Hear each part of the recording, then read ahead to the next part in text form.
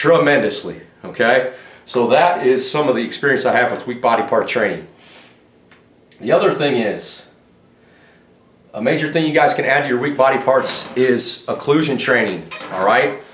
So putting a cuff around some of your limbs. There's not a ton of science around it, but the science does speak about the fact how, you know, the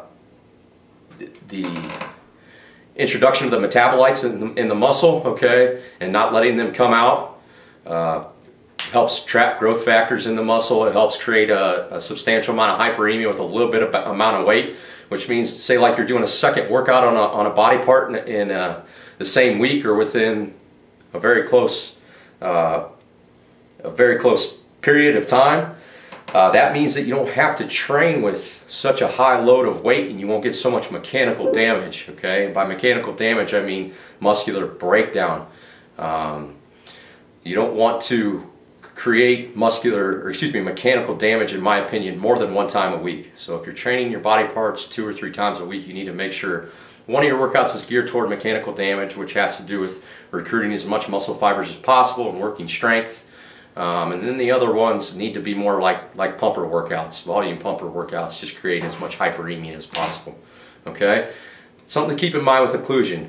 When you guys go to occlusion, again, your form has to be perfect. Otherwise, the cuff it serves no purpose.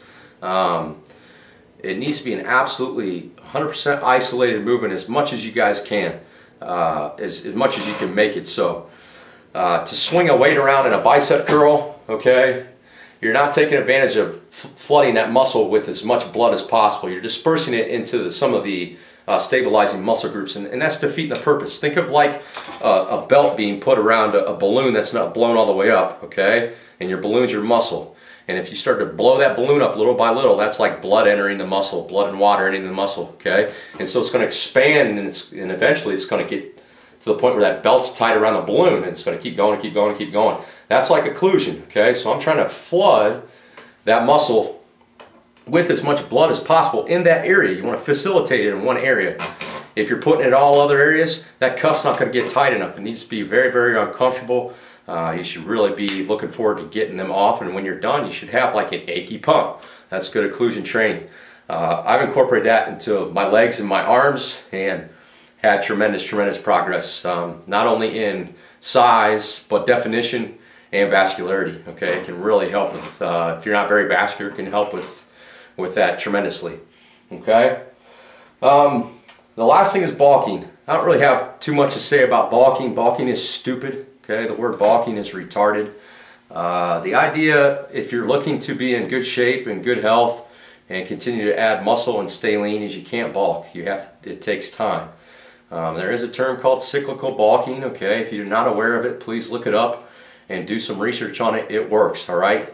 And the basic idea is that you need to find your baseline diet, okay? And then you're just taking your baseline diet that your body is naturally comfortable at, and you're adding an excess of calories for X amount of days. Let's say 7 to 14 days usually, okay? And then what that's doing is that's giving you an excess of calories to rebuild and recover and push harder in your workouts and whatnot. And then you're pretty much going into almost like a contest preparatory phase for like 7 to 14 days, where you're really on a diet, and you might incorporate some high intensity cardio, but you're a little bit low. You're a little below your baseline diet, okay, to where your body is. It's pretty much reinstilling insulin sensitivity. It's getting hormones back to normal, okay? It's going to be burning any excess energy storage that doesn't need to be put in. It'll do a better job of getting rid of toxins. It kind of just helps to all over cleanse and recuperate the body for another cycle of bulking, okay? So again, I look at cyclical bulking like I do in hypertrophy. Hypertrophy is always in waves. I talked about that before. Cyclical bulking is in waves, okay? So you can only gain lean mass in the same way that you are going to train, and that's up and down, guys. Okay, so be smart with that. If you feel like you're putting on excess body fat, okay, if your weight's going up on the scale, if you're bloated, then you need to back off your diet, okay? for a little while, and then you can reincorporate some calories a little bit at a time or all at once, and then you back off again and do it. It's really not rocket science. You just need to learn how to read your body. So like I said, keep a journal and document, and use a scale as reference. It's a good point by Craig. Okay? Use a scale as a reference. You need to be. I'm at a point now with my body where if I'm at, I'm usually at 255 to 257 in the evenings. Okay, and I feel pretty full, and I'm pretty tight in my waist. I'm not holding any excess water that I don't want. Okay, and when I wake up in the morning, I'm about 251 to 252 pounds usually. But sometimes I'll dip under 250. I get to like 247, 248. And that's usually after a very intense workout. So that tells me right there that I didn't have enough calories following that intense workout. And I need to incorporate a little bit more on this particular day, later in the day, after the workout, okay, usually, to kind of keep my weight in check. Because I know that with the way my body is, with the late onset muscle soreness, if I don't take care of it then, in the following hours or in the next day, I'm going to get super, super sore and not going to be able to recover for the second go around of that body part. Okay, so that's pretty much my opinion on bulking. Just do your research on cyclical bulking. It works. It's got high praises by top guys in the game today, and you guys can customize it and make it your own. And I think it'll be your guys' best. It'll be the best thing for your arsenal at that point in time. Okay, stay tuned, guys. We got more information coming.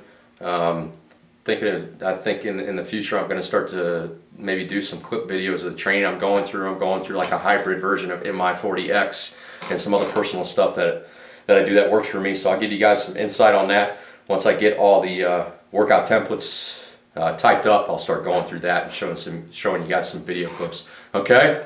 Peace.